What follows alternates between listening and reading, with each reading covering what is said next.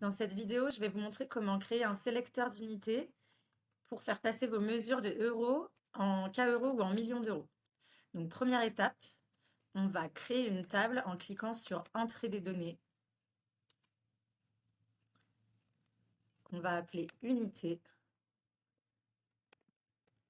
et on rentre nos unités, euros, K-euros, millions d'euros. Je charge ma table.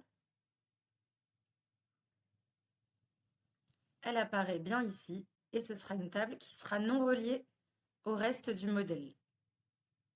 Étape 2, on va créer une mesure qui sera utilisée comme diviseur et qui va nous permettre de diviser par 1 000 ou 1 million en fonction de l'unité sélectionnée. Donc on va faire nouvelle mesure, on va l'appeler unité sélectionnée en utilisant les formules switch et selected value dans la table unité. On va lui demander pour l'unité euro de renvoyer la valeur 1, pour l'unité K-euro de renvoyer la valeur 1000 et pour l'unité M euro de renvoyer la valeur 1 million. On fait bien attention à la syntaxe des unités. Et par défaut, on va mettre la valeur 1 pour avoir des données en euros.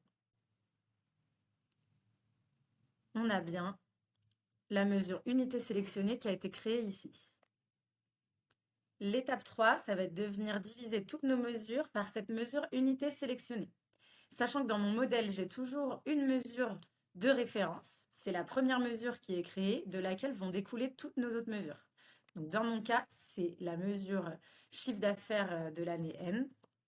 Donc on a simplement à diviser cette mesure par la mesure que l'on vient de créer, unité sélectionnée.